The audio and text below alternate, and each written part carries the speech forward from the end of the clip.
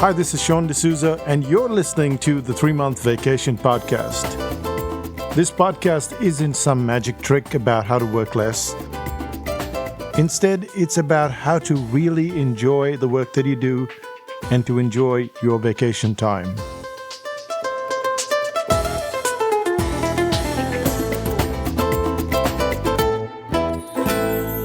Hi, I'm Sean, and you're listening to the 3-Month Vacation.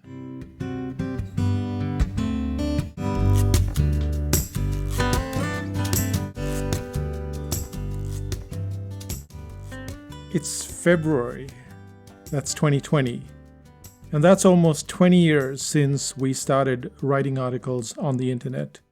20 whole years. And the question that arises is, how do you write so much? How can you create so much? And how do you sustain it for as long as 20 years? Because when you think about it, we started back then and we've never missed a newsletter. In all of those 20 years, we've never missed a newsletter. We have recycled some of them. There was a time when I was just not writing. I just couldn't bring myself to write for some reason, and Renuka was desperately recycling them. Maybe 2 months. But barring those 2 months, it's always been a newsletter. So how do we do it? I've probably said it before, but what the heck, we can do it one more time.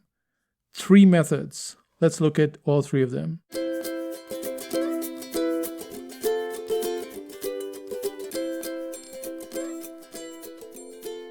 The first is something that I've read or heard and that I want to understand better. The second is stuff that I see totally different from others or even disagree with. And the third, questions that are asked of me, and I want to look at the same question in a different light. Let's start out with the first one, which is something that I've heard or read and I want to understand better.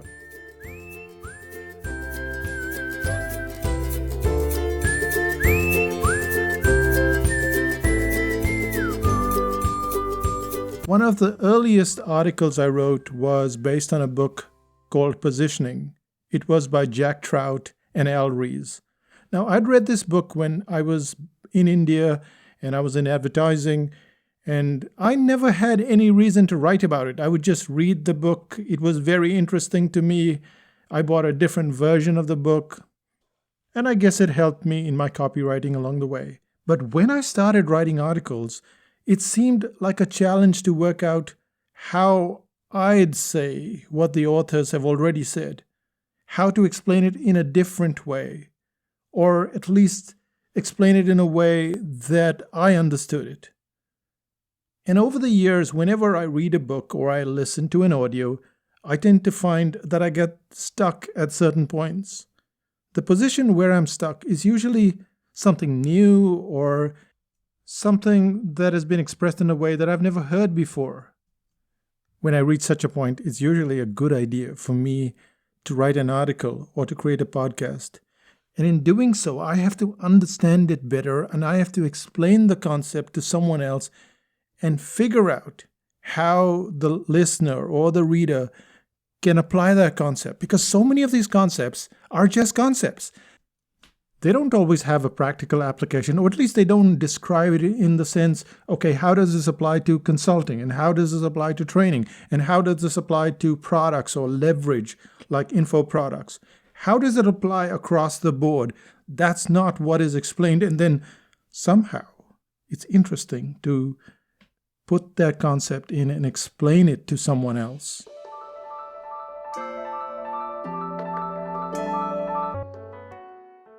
Let me give you an example. Take, for instance, the series on Masterclass, where author Dan Brown talks about how to write thrillers. Brown is an excellent writer, and his parents were teachers, and you can tell by the way he explains concept that he has very powerful teaching skills. He's very informative, he's very entertaining, but at one point I got stuck. And that is when he covered this chapter on heroes and villains. And he started talking about villains, and he said that the villain defines the hero, which immediately got my attention. And then I started to explore that concept in a systematic, scientific way. I mean, when you look at the brain audit, the problem defines the solution. So it's already there, that villain, but I didn't understand it. So I talked about it endlessly. I created a webinar about the concept. I even added it to the information products course, which we had in Munich. It was just a live workshop, not the home study. And the more I played with that concept, the more I explained it, the more I wrote about it, the more I discussed it on WhatsApp with the groups, the more I began to be able to look at it in a more systemized way. My whole goal is to understand the concept and then to somehow systemize it so that it can be used by me and by clients in a very systemized and predictable way. So many questions pop up when you're exploring something new. It's like going into a new city and then you want to explore this alleyway and that monument and that food place. And that's the whole point, that when you're reading and you get stuck, that's one of the great moments. And I try to explain my way out of that situation. I might start out with a high-level topic and explain that concept, or later on that might spawn 10, 20 different articles as you're untangling that, pretty much like one of those Apple earphones where you, not the ones that you get now, but the ones that you used to have, where you're permanently tangled and you're always fiddling with them and trying to untangle them. And that's the kind of joy that I get, and I think that you should use as well. Read something that kind of challenges you and then try to explain it to someone else. But even when you have a concept like that, you will find that your content starts to run dry at some point in time. When I look at the early days of my career, I often struggled to create new content. And whenever I've struggled, it's largely because I've had no input. If I listen to a book or I listen to some interesting podcasts, even if I've heard it before, it makes a huge difference to the way I see it. This morning, for instance, I was listening to Good to Great. It was one of the books that made us move from cartooning to marketing to opening up psychotactics. You'd have thought, well, I've read that several times before, and I have. But today, in that podcast, for some reason, Jim Collins, who's the author, was talking about the difference between a level 5 leader and a level 4 leader. And he said there's a huge difference. And immediately, my curiosity is aroused and I want to know, why is it that just one level makes such a dramatic difference? That's all input, even if it's seemingly old information. Because obviously I missed it on the first round and the second round and the third round and maybe the 15th round. And today, when listening to that podcast, I'm thinking about it. And when you look at lots of the articles that have been written over the years and lots of the books, it's trying to explain the same concept in a different way, in a more systematic way, in a simpler way, with more graphics, whatever. It's not something new, which is what we talk about consistently, that it's not anything new. And people who are looking for new are looking for the wrong thing. You're looking at the same thing in a different way, and you're trying to explain your way out of that concept. And that's the first thing. If you can get stuck and explain your way out of it, that is a source for endless number of articles.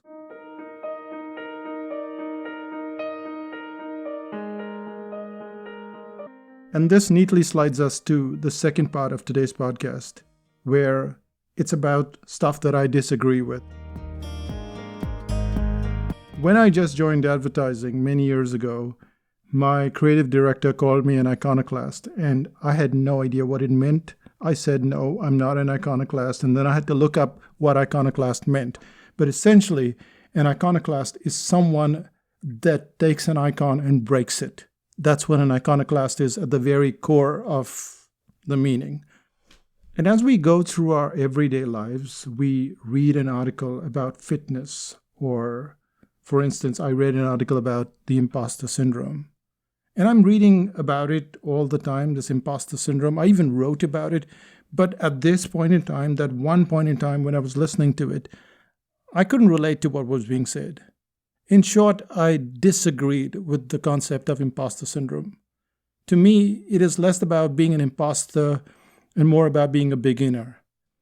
And that would be fine. I would run out of topics really quickly if I didn't disagree with a lot of things. I disagree with the concept of good habits versus bad habits. I have an issue with writer's block as a concept, and so it is with concept after concept. If you accept the world as it is, you're going to have trouble using this method. Or maybe you don't feel qualified to challenge all the material that you read, or even some of the material that you read. But I would encourage you to do so, to look at the world in a different way, even if it is just for your own writing, not necessarily something that you publish. I don't go about disagreeing with everything, but I started writing about things that went in the opposite direction, just like an iconoclast. And if someone said that pricing is supposedly scientific, I'd write about dartboard pricing. If goal setting talks about getting things done, I will talk about how I get only half or even less than a third of things done. In short, I'll do what most people shy away from. I'll take a nice big bite out of an existing concept. And as you're listening to this, you probably think, well, maybe you can take on controversy this way, but I can't. And the reality is I'm not a fan of controversy, but I get really bored with people accepting the world as it is, even when they're not getting results. Which is why if a copywriter suggests that a sales page starts with the headline, then you try to break it down, try to break apart the concept, and you figure out a more efficient way. Maybe the sales page starts from the bottom up. And you don't have to be disagreeable all the time. The first strategy was always about being agreeable. I read Good to Great, I agreed with the concept. I read Positioning, I agreed with the concepts. I just explained it in my own way. However, as you get more confident, as you see things in a different light, feel free to put forth your own method, your own system.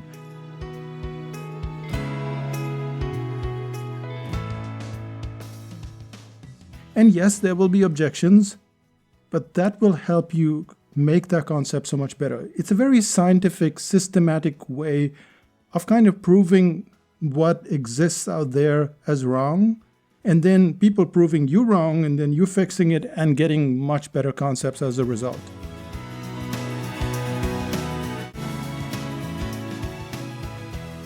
So there it is.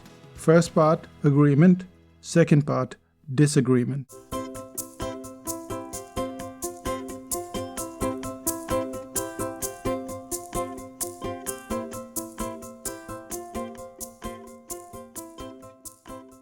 The third one is probably the hardest if you're not looking for it.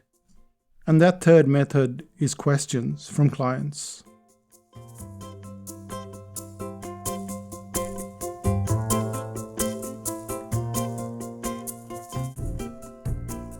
If you don't have many clients, or clients aren't asking you a lot of questions, the natural tendency is to say, well, clients don't ask me questions. And I will tackle that. But first, let me just tell you how I've gone about all of these years creating articles out of a single question. A single one-line question leads to a series of articles. When a client asks a question, I try and drop everything else that I'm doing, and I answer that question in great detail. Now, if I write a quick and shoddy answer, it might answer the question, but it doesn't bring out the detail. But if I answer with a lot of precise detail and examples, then the client is extremely happy and probably asks more questions. As you can tell, the article becomes more robust, and what's good for that client becomes good for other clients as well. What I'm really saying here is that I get distracted with the client's questions enough to write one article or two articles or three articles, and then as they come back asking more questions, I turn them into articles.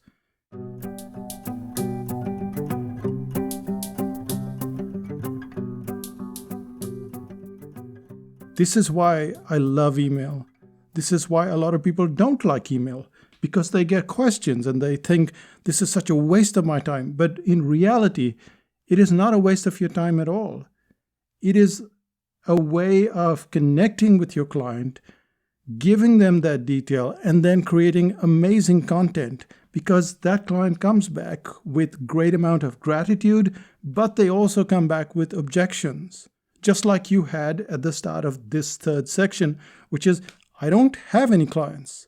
Well, I've heard that question before many times, so I know the objection that's going to show up, and therefore I can answer that question within that article. You may not have clients, or you might just be starting out. Or maybe the topic that you're tackling, well, you don't have many questions on that topic. In such a situation, your work does get harder. You have to be part of a forum. So if you're into copywriting, maybe you should be part of a copywriting forum. If you're into web design, maybe in a web design forum.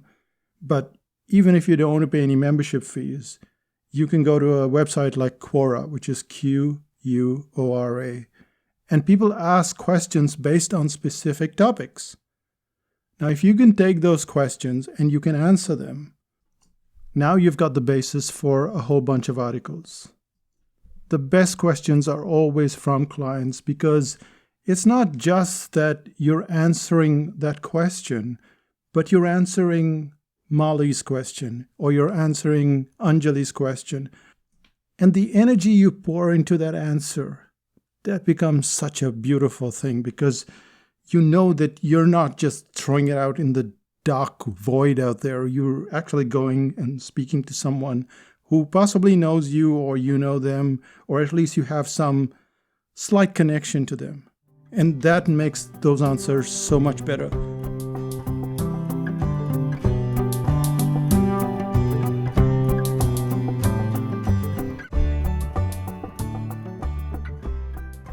We've been getting questions the whole time, and if you've been a member of 5000 BC, or if you've been on the list, you know that I keep pestering clients, ask me more questions, and they feel bad about asking me questions, but it's such a great resource to get those questions, because even if the questions have been asked before, the answers change.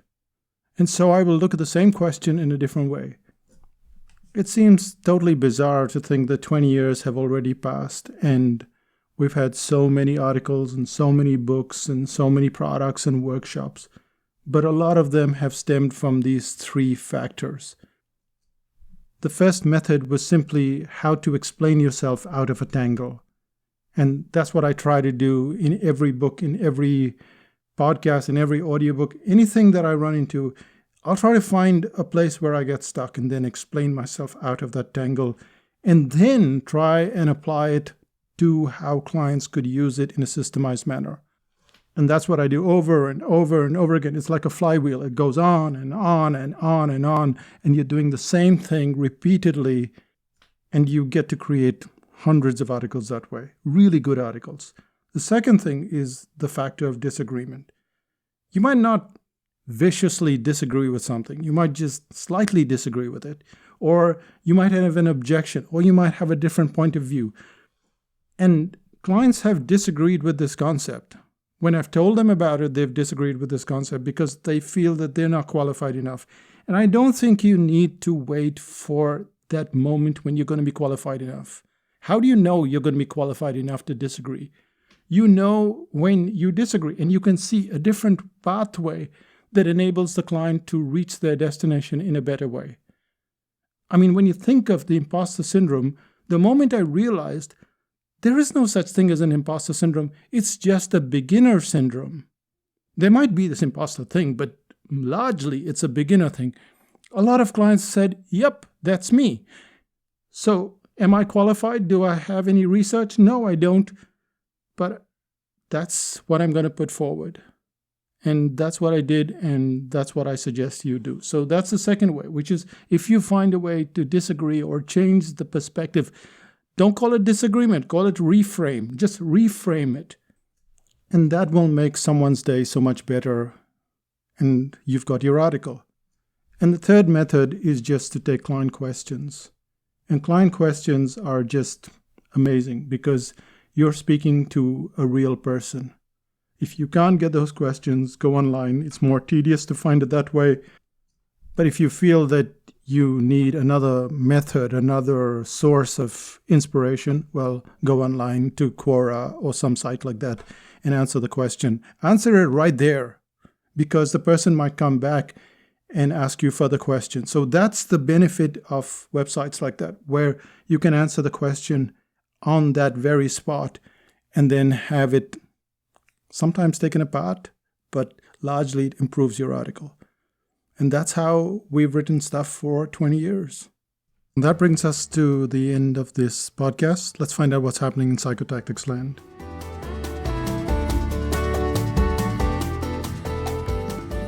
If you want to learn how to write articles, there's no better course than the Psychotactics article writing course. Why? Because it's the toughest writing course in the world. You go through the first 50 words, the connectors, the disconnectors, all of those various components needed to write an article. And if you're doing the live course, which is held through a forum, you get daily feedback. You have to do assignments every single day, but you get feedback daily. And if you submit your assignment earlier, I'll come back and fix it, and you go back and you resubmit, and then I'll fix it. So it's a very interactive environment, even though we just use a forum for you to work through, because that's no frills. It's not all this technology and videos and tons of stuff to study. Instead, what you want to do is you want to get a skill so that by the end of the course, you don't have that dread of writing an article. You know you can write it. You know that you can write it for a newspaper, for a magazine. You're that good. And you have speed on your side as well. We know this because the assignments are time-based. So you know that within an hour or within an hour and 15 minutes, you can turn out a fabulous article that used to take you 3 days or a week. And you don't have to take our word for it. There is a prospectus that's about 75 to 100 pages long. And every single one of those testimonials tells you the story of how people went from dreading article writing to becoming exceptionally good at it.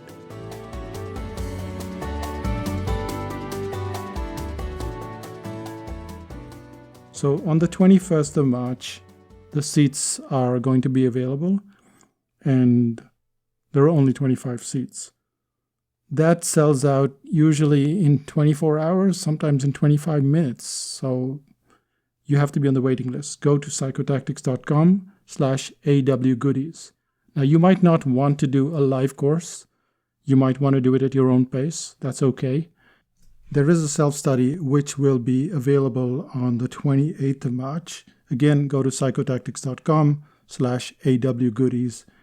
Just remember, if you're a 5000 BC member, you get first preference, so you'll get notifications the day before. And if you're not a 5000 BC member, you might as well join us. It's a great place to be. It's full of introverts. And that brings us to the end of this podcast. I'll say bye for now. Bye-bye.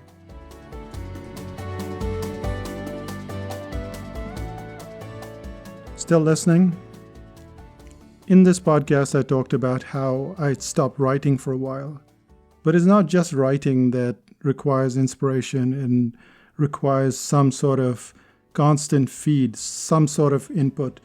It's also with cartooning. Now, I've drawn cartoons since I was in school, I guess. So it's quite a while now, over 30 to 40 years of drawing cartoons. And yet, there was a whole year, I think, where I didn't draw any cartoons at all. Part of the problem was Photoshop. All of the drawings that I was doing was in Photoshop, and I was spending so much time in the office that I couldn't bring myself to draw anymore. But then the iPad came along and I could sleep on the sofa and draw, be at a cafe and draw. And that made a big change. But it's also the inspiration, it's also the input that makes all the difference. And so input applies to pretty much anything that you look at in life. If you don't have that constant input, then the output is always very dubious, very doubtful. So go out there and get some input. I'll say bye for now. Bye-bye. That's the third time I said bye. Bye now. I'm leaving.